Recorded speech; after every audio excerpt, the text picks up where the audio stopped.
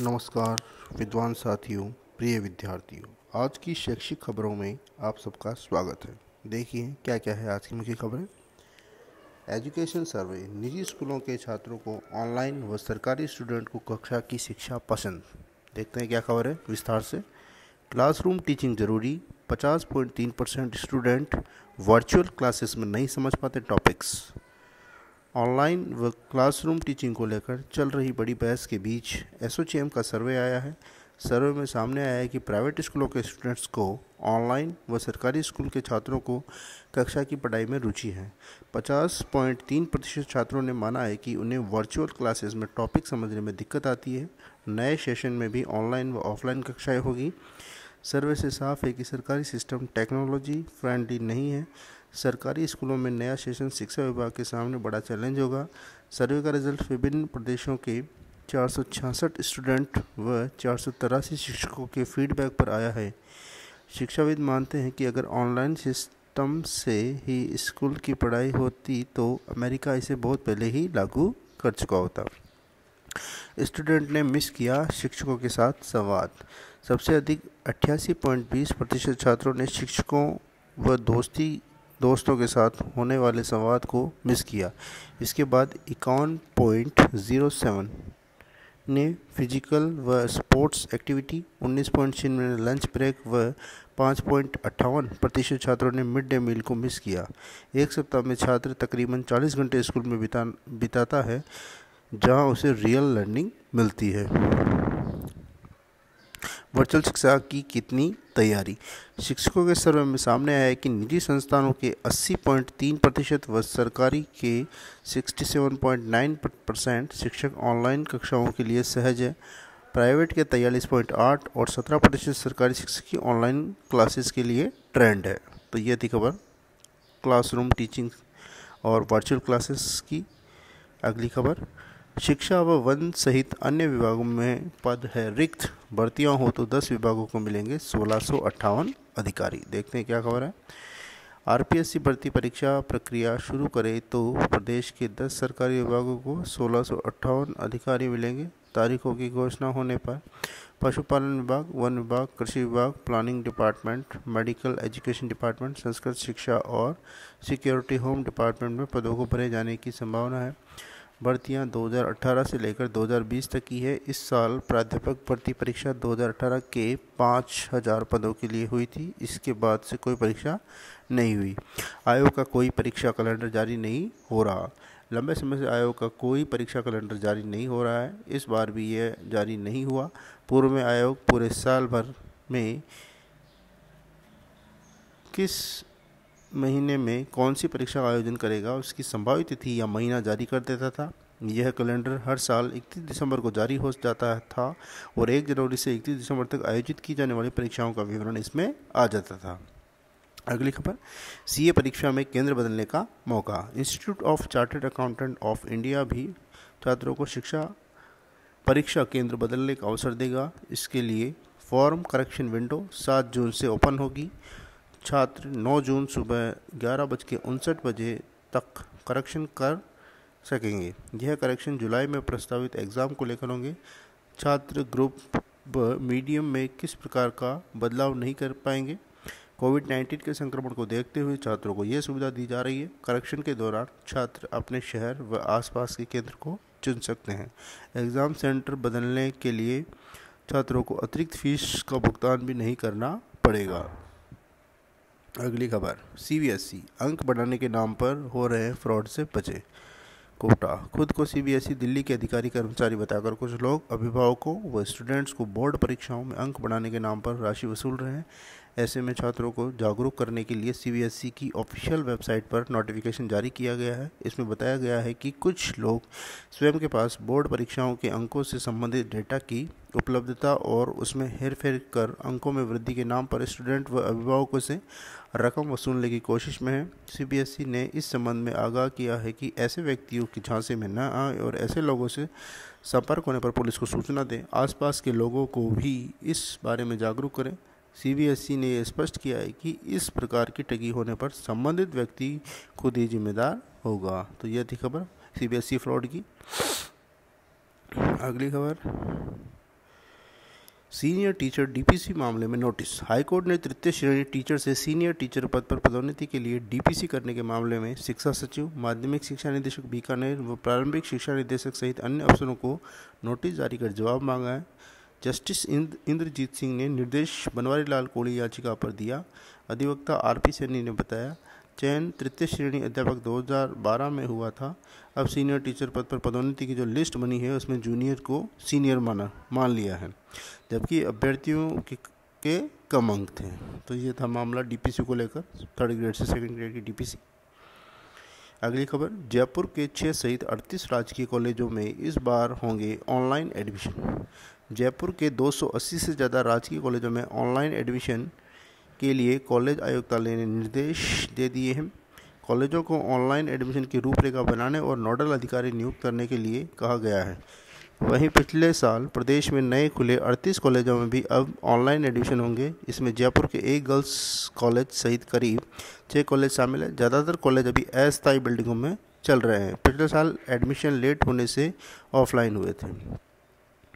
अगली खबर, double fees के साथ लॉ छात्र परीक्षा फार्म भर सकेंगे। लॉकडाउन में लॉ से जो छात्र परीक्षा फार्म नहीं भर पाए थे, उन्हें आरयू ने 1 से 5 जून तक परीक्षा फार्म भरने का मौका दिया है, लेकिन विलम्ब शुल्क के रूप में दुगनी परीक्षा फीस देनी होगी। यूनिवर्सिटी ने LLB first, second, third year, LLM previous, final और PG diploma in labour law, taxation, criminology तथा एनवायरमेंटल लॉ के नियमित पूर्व और बकाया प्रश्न पत्र के छात्रों को मौका दिया है। एआरडी और आवंटित विभागों में नौकरी के लिए चयनित काट रहे हैं चक्कर। एलडीसी भर्ती 2018 के चयनित इन दिनों नौकरी के लिए प्रशासनिक सुधार विभाग, एआरडी और आवंटित विभागों के बीच चक्कर काट रहे हैं। एआरडी ने इन अभ्यर्थियों को कई ऐसे विभागों का आवंटन कर दिया जहां पद ही नहीं। राजस्थान बेरोजगार एकीकृत महासंघ के प्रवक्ता उपेन्द्र यादव का कहना है कि इंदिरा गांधी नगर परियोजना, संभागीय आयुक्त कार्यालय जयपुर, होम्योपैथिक विभाग में तो आवंटित चयनितों के मुकाबले पद कम हैं। साथ ही सैनिक कल्याण बोर्ड ने फ्रेशर को नौकरी देने से इनकार कर दिया। कई विभाग ऐसे भी जहां एआरडी ने अभ्यर्थियों के फॉर्म ही नहीं भिजवाए। अगली खबर, नए सत्र में स्कूल नहीं बढ़ाएंगे फीस, 3 माह की फीस भी एक साथ नहीं लेंगे। मध्यम व लघु श्रेणियों के स्कूलों के संगठन स्कूल शिक्षा परिवार ने ऐलान किया है कि नए सत्र में इस संगठन से जुड़े निजी स्कूल फीस बढ़ोतरी नहीं करेंगे। कोरोना महामारी और लॉकडाउन के बाद अभिभावकों के सामने उपजे आर्थिक संकट को देखते हुए यह निर्णय लिया है। संगठन के अध्यक्ष अनिल शर्मा का कहना है कि उनसे प्रदेश के करीब 30,000 स्कूल जुड़े हैं। आगामी सत्र में वर्तमान फीस ही यथावत रहेगी। जो 3 महीने की फ़ीस बकाया चल रही है वह एक साथ जमा कराने की ज़रूरत नहीं। इस फीस को 9 महीने में एडजस्ट किया जाएगा और अभिभावक अपनी सुविधा अनुसार इन 9 महीनों में यह फीस जमा करा सकेंगे। स्कूलों में एक 3 सदस्यीय कमेटी का गठन होगा। इसमें संस्था प्रधान, एक शिक्षक और एक अभिभावक शामिल रहेगा। यह कमेटी उन विद्यार्थियों की फीस को लेकर भी निर्णय करेगी जो जमा कराने में असमर्थ है। अगली खबर, सीएम गहलोत का ऐलान, लॉकडाउन 5.0 में भी शाम 7 से सुबह 7 तक रहेगी पाबंदी। 10वीं 12वीं की परीक्षाएं जून में होगी। 31 के बाद भी रात्रि कर्फ्यू जारी रहेगा। देखते हैं क्या खबर है। सीएम बोले, निजी अस्पतालों में कोरोना के फ्री इलाज के लिए एडवाइजरी जारी करें, जो अस्पताल उल्लंघन करे उस पर कार्रवाई हो। जयपुर, सीएम अशोक गहलोत ने शुक्रवार को 3 बड़े ऐलान किए। पहला, राजस्थान बोर्ड की 10वीं 12वीं की बची हुई परीक्षाएं जून में होगी। जल्द परीक्षा का टाइम टेबल जारी किया जाएगा। दूसरी खबर, 31 मई के बाद भी प्रदेश भर में रात्रि कर्फ्यू जारी रहेगा, यानी शाम 7 से सुबह 7 तक इमरजेंसी सेवाओं के अलावा सब कुछ बंद रहेगा। तीसरा, गहलोत ने अधिकारियों को निर्देश दिए कि सुप्रीम कोर्ट की भावना के अनुरूप निजी अस्पतालों में कोरोना के निःशुल्क इलाज के लिए एक एडवाइजरी जारी की जाए। जो भी अस्पताल इसका उल्लंघन करे उसके विरुद्ध कार्रवाई का प्रावधान हो। गहलोत ने सीएम निवास पर कोरोना संक्रमण को लेकर हुई उच्च स्तरीय बैठक के दौरान ये अहम फैसले किए।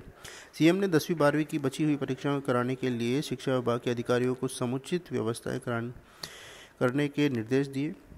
अब इन परीक्षाओं की तिथियों का कार्यक्रम राजस्थान माध्यमिक शिक्षा बोर्ड अजमेर द्वारा जारी किया जाएगा। सीएम ने अधिकारियों को इन दौरान कोरोना संदर्भ में जारी हेल्थ प्रोटोकॉल की पालना सुनिश्चित करने के निर्देश दिए।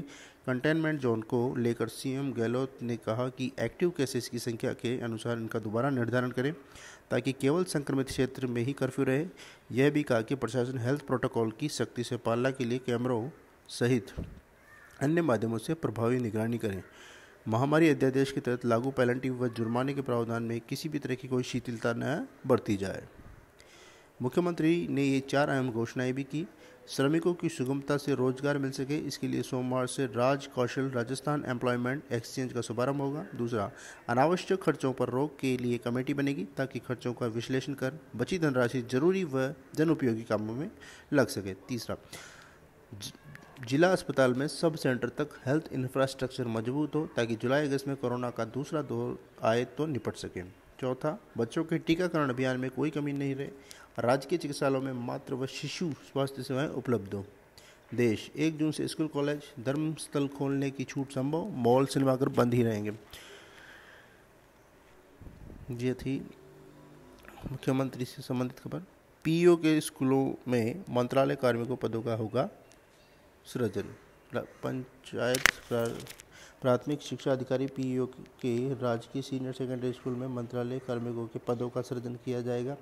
बीकानेर संभाग के संयुक्त निदेशक धर्मेंद्र जोशी ने इस संबंध में श्री गंगानगर हनुमानगढ़ बीकानेर के डीईओ माध्यमिक से पंचायत प्रारंभिक शिक्षा अधिकारी की स्कूलों में स्टाफिंग पैटर्न के अनुसार मंत्रालय स्टाफ पदों के पुनर्निर्धारण के प्रस्ताव मांगे हैं। प्रस्ताव निर्धारण प्रारूप में भरकर 1 जून तक ऑनलाइन भेजने होंगे। दरअसल राज्य की प्रत्येक ग्राम पंचायत हेडक्वार्टर की सीनियर सेकेंडरी स्कूल के प्रिंसिपल को पीईओ घोषित कर ग्राम पंचायत की सभी उच्च प्राथमिक और प्राथमिक स्कूलों का वित्तीय व प्रशासनिक नियंत्रण दिया गया है। पीईओ का मंत्रालय स्टाफ खुद की स्कूल की छात्र संख्या व शिक्षक संख्या के मुताबिक दे रहा है, जबकि ग्राम पंचायत की सभी स्कूलों का काम पीईओ के मंत्रालय स्टाफ को करना पड़ता है। अगली खबर, एमडीएसयू एकेडमिक काउंसिल की बैठक आज। एमडीएसयू यूनिवर्सिटी के लॉकडाउन के दौरान शनिवार को पहली एकेडमिक काउंसिल की बैठक होगी। यह बैठक कुलपति प्रोफेसर आरपी सिंह की अध्यक्षता में होगी। लॉकडाउन के बाद पहली बार यूनिवर्सिटी में सामूहिक मीटिंग का आयोजन किया जाएगा। इस बैठक में 3 प्रमुख प्रस्तावों पर चर्चा की जाएगी। यूनिवर्सिटी से मिली जानकारी के मुताबिक एकेडमिक काउंसिल की 62वीं बैठक सुबह 11:30 बजे बृहस्पति भवन में होगी। इस बैठक में सोफिया कॉलेज की ऑटोनॉमी, बीपीएड कोर्स में विद्यार्थियों की तादाद बढ़ाने और कोविड-19 के मद्देनजर बोर्ड ऑफ स्टडी की बैठक को लेकर निर्णय किए जाएंगे। डीएवी कॉलेज के प्राचार्य डॉक्टर लक्ष्मीकांत शर्मा के प्रस्ताव के तहत बीपीएड कोर्स में विद्यार्थियों की संख्या बढ़ाने को लेकर योजना पर चर्चा की जाएगी। अगली खबर, नीट पीजी काउंसिल का सेकंड राउंड 3 जून से। मेडिकल काउंसिल कमेटी ने NEET PG medical dental council के द्वितीय राउंड का शेड्यूल ऑफिशियल वेबसाइट पर जारी कर दिया है। द्वितीय राउंड के रजिस्ट्रेशन की प्रोसेस 3 जून से शुरू होकर 9 जून सुबह 10 बजे समाप्त हो जाएगी। रजिस्ट्रेशन पेमेंट की प्रोसेस 9 जून दोपहर 12 बजे तक चलेगी। एक्सपर्ट देव शर्मा ने बताया कि चिकित्सक स्टूडेंट 4 से 9 जून रात 11:55 बजे तक चॉइस फिलिंग और लॉकिंग की प्रक्रिया पूरी कर सकेंगे। सीट अलॉटमेंट 10 एवं 11 जून को होगा। स्टूडेंट को 12 से 18 जून के बीच ज्वाइन करनी होगी। अगली खबर है, संख्या के आधार पर मिलेंगे शिक्षकों की पदोन्नति।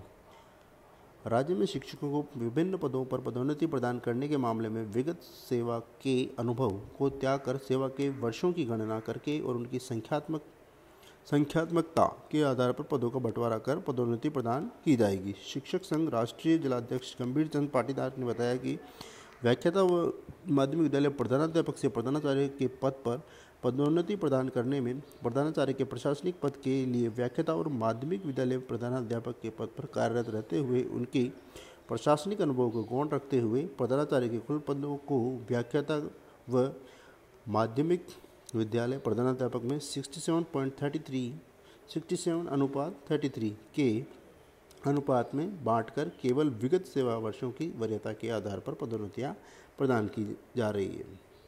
तो यह थी खबर पदोन्नति से संबंधित। अगली खबर, तैयारी। पहली कक्षा में पुरानी किताबों का वजन 900 ग्राम था, अब ये 400 ग्राम रहेगा। बच्चों की होगी आसानी। 1 से 5वीं कक्षा तक के बच्चों के बैगों का वजन हुआ कम।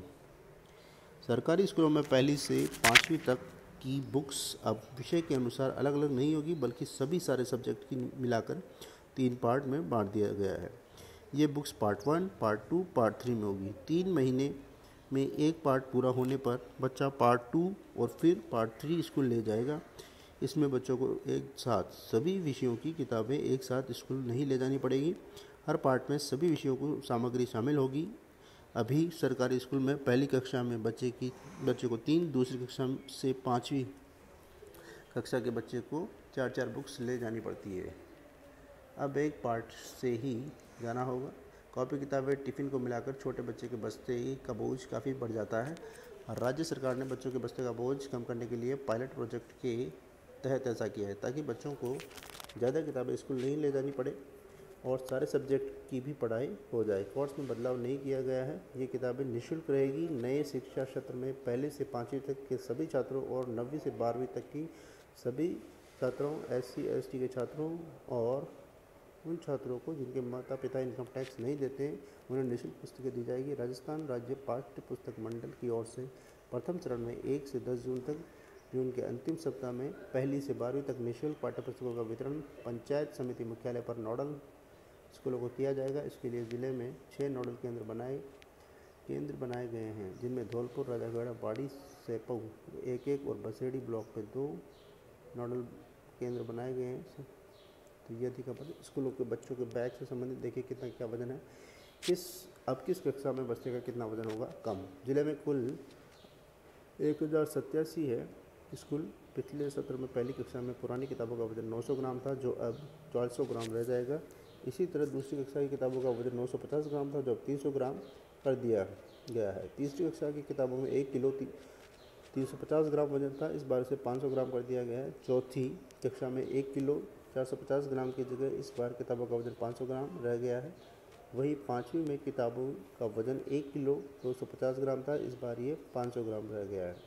अगर सभी कक्षाओं के कुल औसत वजन की बात करें तो पहली किताबों का वजन बोझ 5 किलो 900 ग्राम था, जो इस बार घटकर 2 किलो 200 ग्राम रह जाएगा, यानी 3 किलो 900 ग्राम का वजन कम हो गया है। बच्चों के लिए अच्छी खबर, बच्चों की पीठ का वजन कम हुआ।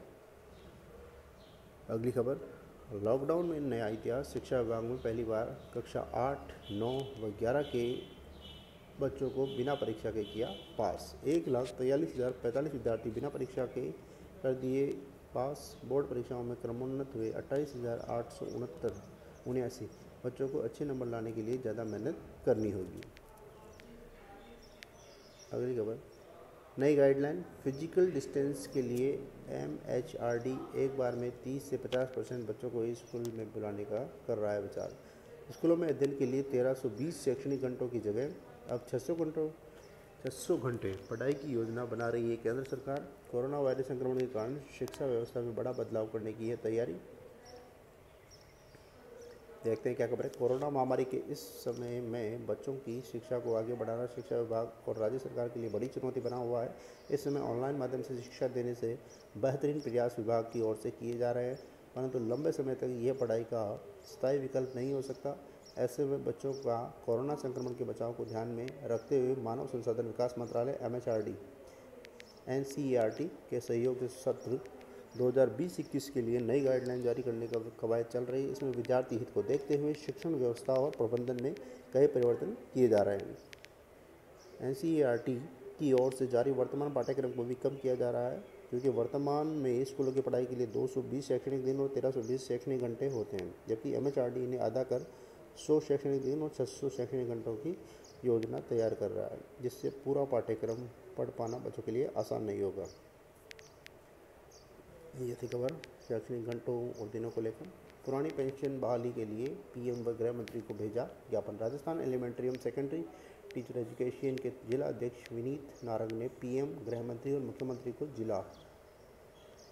को ज्ञापन भेजकर पुरानी पेंशन की बहाली की मांग की है। ज्ञापन में बताया गया है कि 1 जनवरी 2004 के बाद नियुक्त होने वाले कार्मिकों को पुरानी पेंशन की जगह कर्मचारियों की इच्छा के विरुद्ध न्यू पेंशन स्कीम NPS में शामिल किया गया है। इनमें राजस्थान के करीब 4 लाख, भारत के लगभग 60 लाख कर्मचारी शामिल हैं। कर्मचारियों का वेतन का 10% हिस्सा और सरकार द्वारा 10% से 14% तक हिस्सा शामिल कर उसे शेयर बाजार पर आधारित म्यूचुअल फंड में डाल दिया जाता है, जो 100% असुरक्षित है। इससे कर्मचारियों की मेहनत की कमाई डूब सकती है तथा इसमें सेवानिवृत्ति के बाद पेंशन की कोई गारंटी नहीं है। इस NPS योजना में कर्मचारियों के 30 से 35 वर्ष तक सेवा करने के बाद बुढ़ापे के सहारे में जो पेंशन प्राप्त हो रही है, उसे कर्मचारी खुद का ठगा सा महसूस कर रहा है।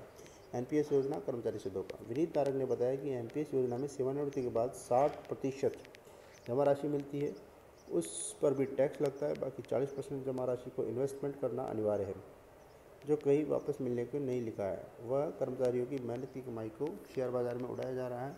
कर्मचारियों के साथ धोखा है, हमारा संघ इसका विरोध करता है। अगली खबर, एजुकेशन। सीबीएसई ने कहा कि ऐसा कोई भी फ़ोन आए तो उसे पुलिस को सूचना दे। स्टूडेंट के पास फ़ोन आ रहे हैं, अंक बढ़वाने हैं तो रकम देनी होगी। सीबीएसई ने कहा ऐसे कॉल फर्जी। अगली खबर, खासकर खुलासा। एसएससी ने पब्लिक नोटिस में कहा था कि जिन 4560 छात्रों को यूएफएम एनफेरमीन दिया, इसके अलावा 31,552 ने नियमों की पालना की, जबकि सच बताती है ये उत्तर पुस्तिका है। छोटी लिखने पर एक अभ्यर्थी को 0, दूसरा पास, पेज पर क्रॉस लगाने पर एक अभ्यर्थी फेल, दूसरा पास। देखते हैं क्या खबर है। साल 2017 में सुप्रीम कोर्ट ने एसएससी पर टिप्पणी करते हुए कहा था कि ऐसा लगता है कि समूची परीक्षा और प्रणाली दागदार है। यह टिप्पणी CHCL टीयर 2 CHSL यह टिप्पणी CHSL टीयर 2 2018 में दिए 4560 छात्रों को अनफेयर मीन्स देकर फेल करने के मामले में प्रासंगिक लगती है। दैनिक भास्कर को मिली छात्रों की उत्तर पुस्तिकाओं के अध्ययन के बाद पूरे एग्जाम सिस्टम पर कई सवाल खड़े होते हैं। जिन 4560 छात्रों को छोटी